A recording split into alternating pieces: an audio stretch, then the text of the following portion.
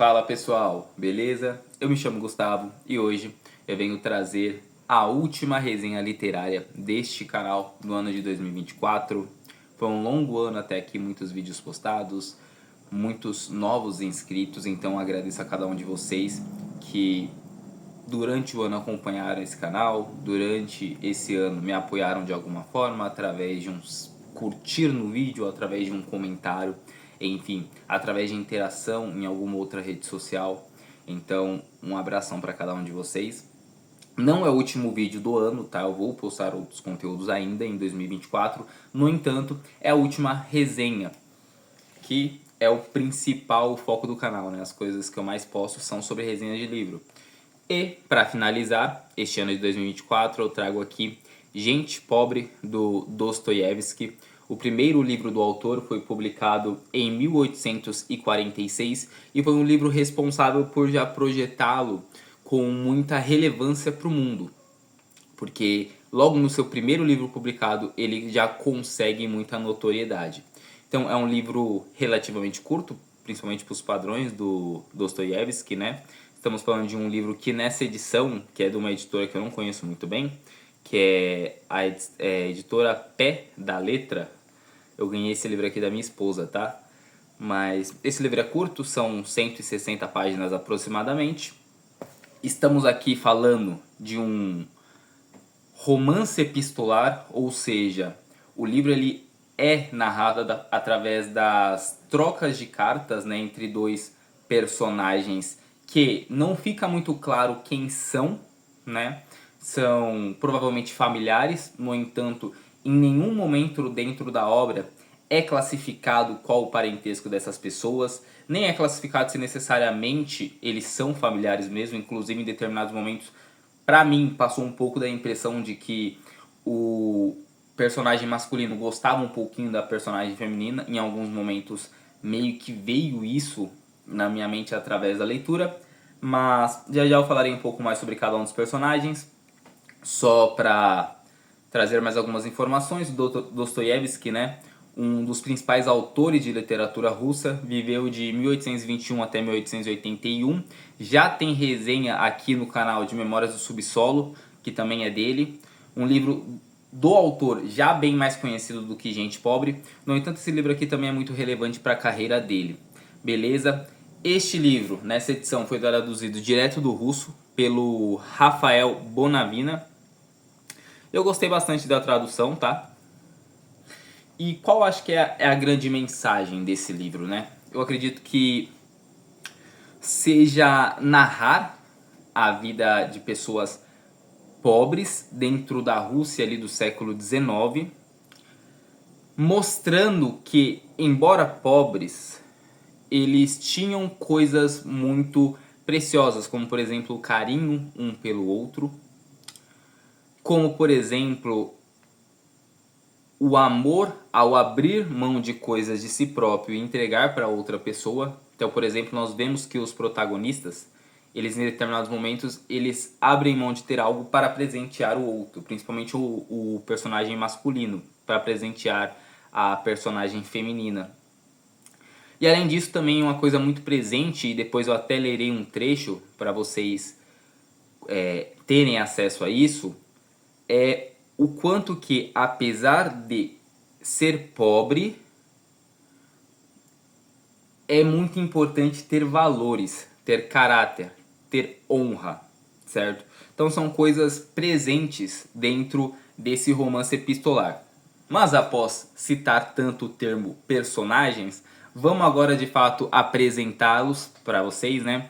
Estamos falando do personagem masculino sendo o Makar, e aí eu vou deixar aqui o sobrenome dele porque eu não vou tentar pronunciar, porque realmente é um sobrenome muito difícil. E a Varvara Alexievna, que é a personagem feminina, e aí esse sobrenome me arrisco, espero que a pronúncia esteja próxima da ideal.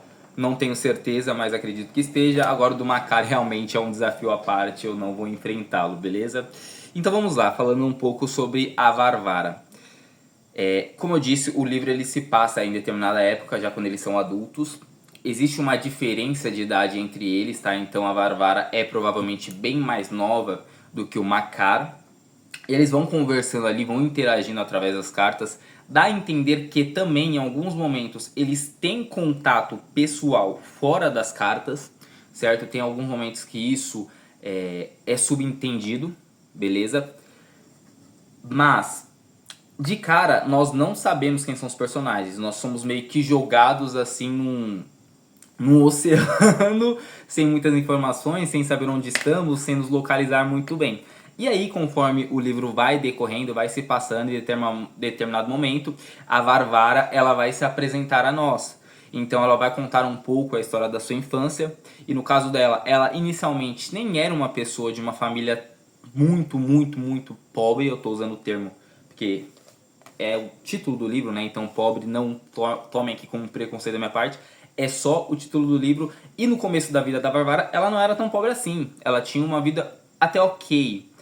No entanto, o seu pai fica enfermo, acaba falecendo.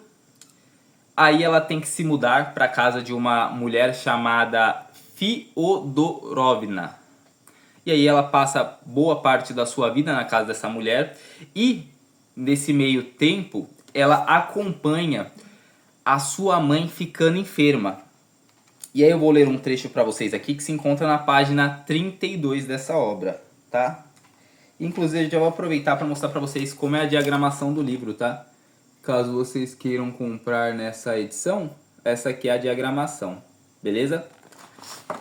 Mas vamos lá, página 32.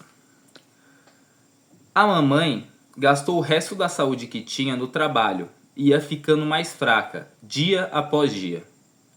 A doença, qual um verme, roía-lhe a vida e a empurrava em direção ao caixão.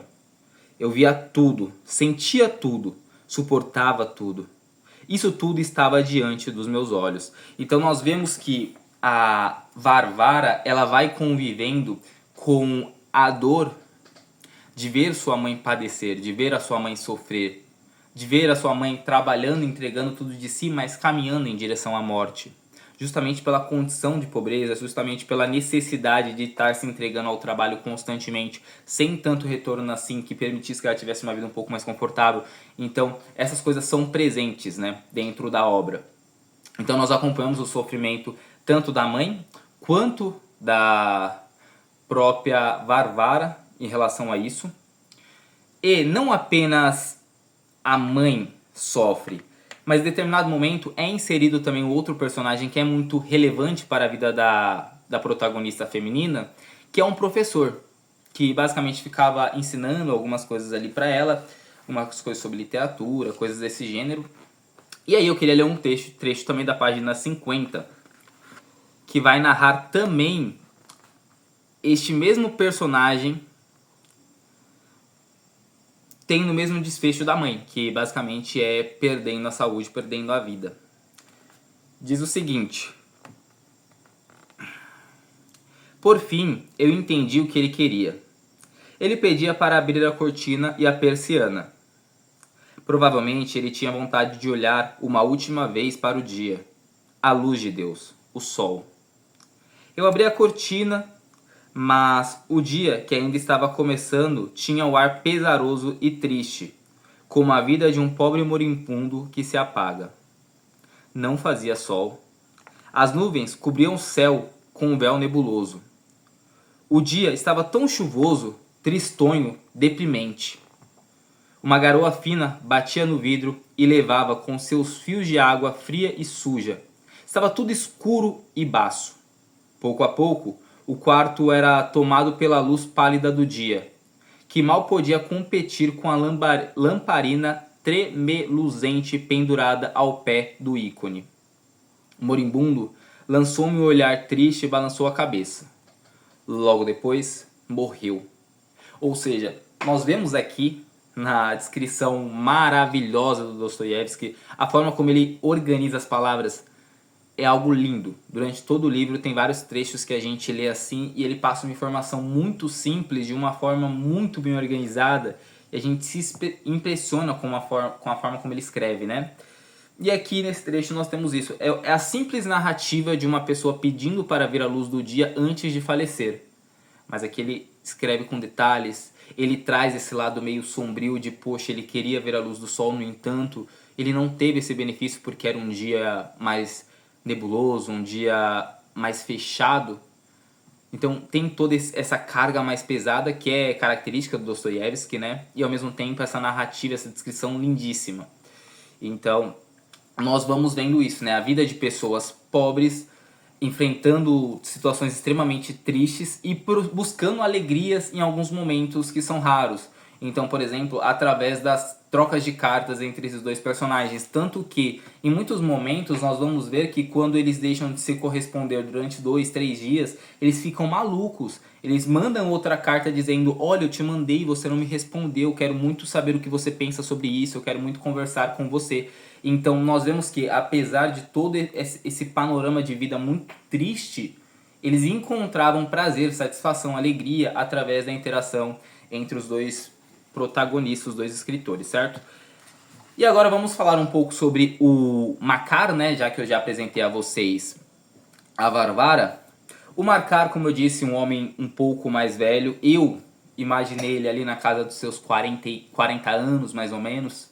Ele era funcionário público, ele era copista.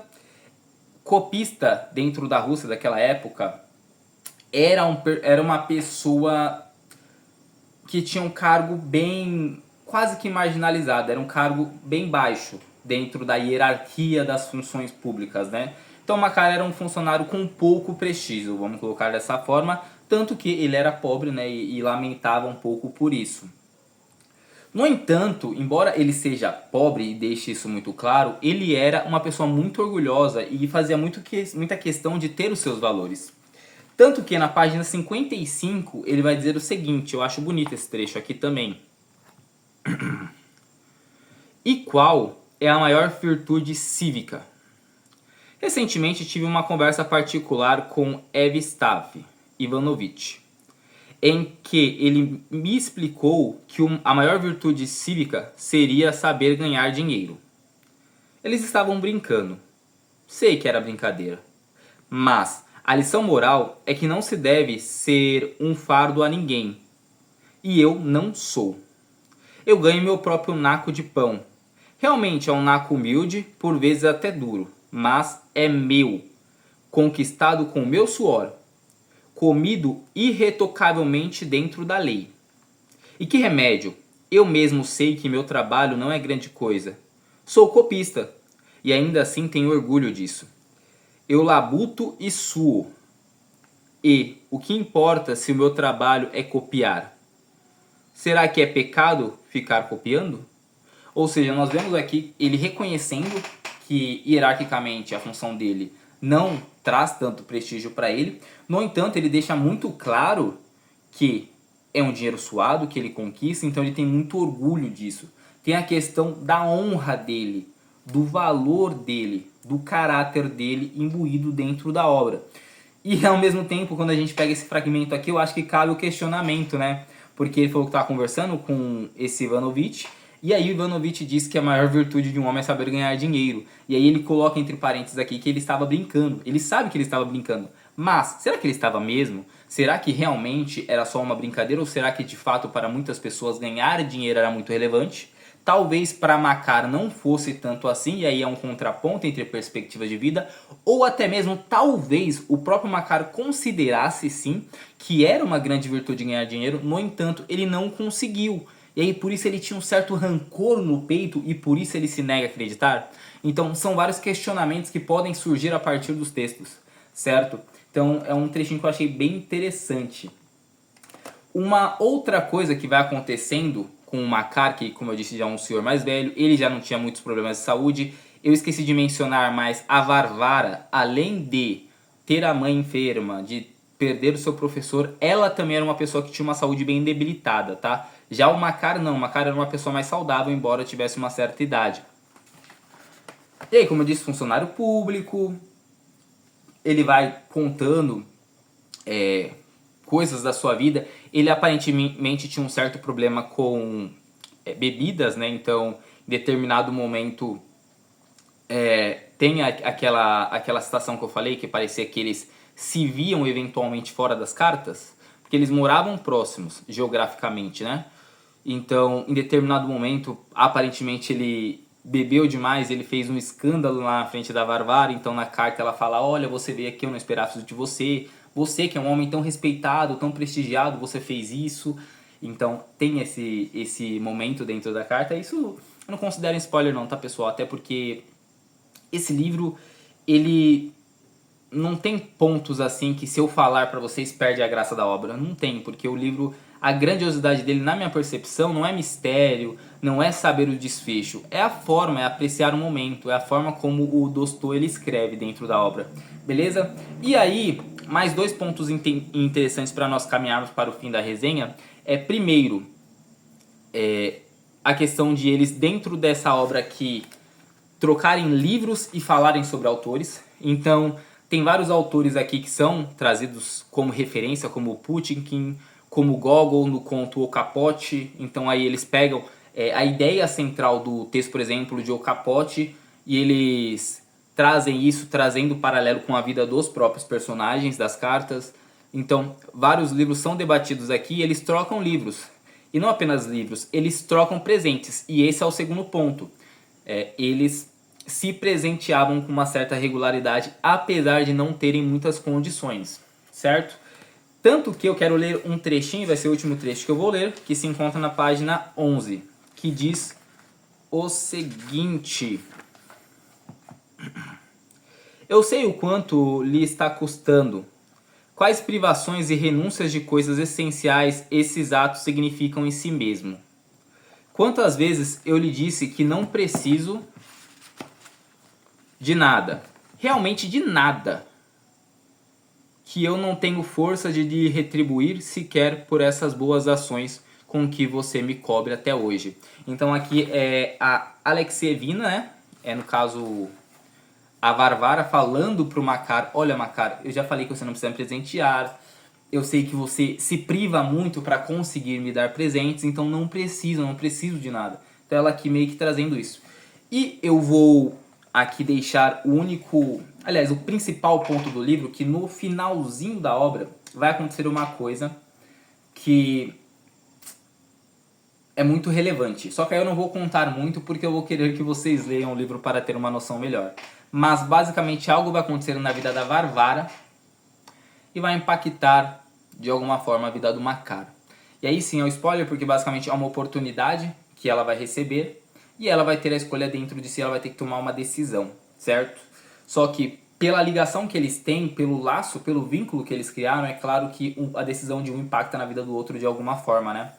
Enfim, é isso. Essa foi a resenha de hoje. Deixo aqui a recomendação do fundo do meu coração. É um livro muito gostoso de ler. É impressionante como a primeira obra do Dostoiévski já seja tão boa. Quem está familiarizado com o autor, aqui você encontra muitos traços dele. Eu não sou extremamente familiarizado com ele, eu só li Memórias de Subsolo, pretendo ler muitos e muitos outros livros dele. Mas este aqui, como um segundo livro, foi muito interessante. Tem toda aquela carga mais pesada dele, né? Aquela carga emocional que ele traz dentro da obra, já um pouco mais, enfim, mais nebulosa, sabe?